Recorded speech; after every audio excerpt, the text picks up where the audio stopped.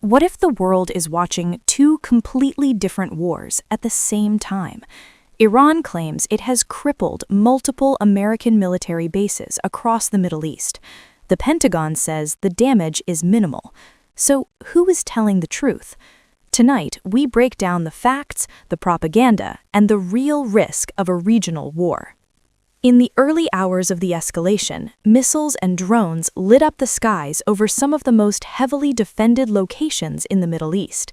Targets reportedly included Udeid Air Base, the largest U.S. military base in the region, Naval Support Activity Bahrain, headquarters of the U.S. Fifth Fleet, Dhafra Air Base, Salem Air Base. Explosions were reported, air defenses were activated, the region went on high alert, and within minutes, the information war began. Iran's elite force, the Islamic Revolutionary Guard Corps, announced a massive success.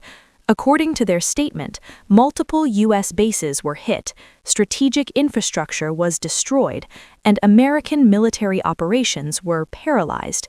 Some Iranian-linked sources even claimed hundreds of U.S. casualties. If true, this would be one of the most devastating attacks on U.S. forces in decades. But Washington tells a very different story. The Pentagon and United States Central Command say most missiles and drones were intercepted. Damage? Minimal. Operations continuing without disruption.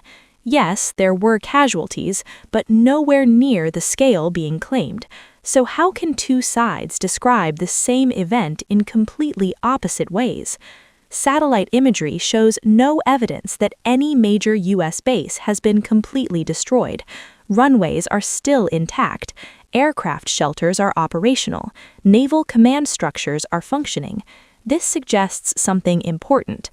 These attacks were not designed to win a conventional war. They were designed to send a message of reach, a message of deterrence, a message for global audiences. Modern conflicts are not fought only with missiles.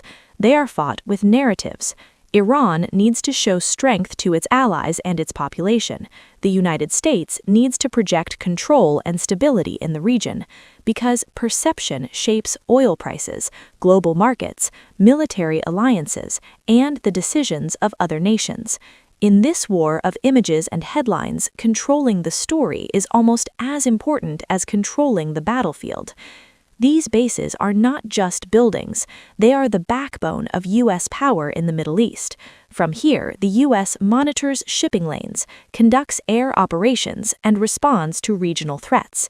If they were truly disabled, the balance of power would shift overnight, and that could trigger a wider regional conflict, attacks on global energy routes, and direct U.S. military retaliation, which is why every statement, every satellite image, every confirmed casualty matters.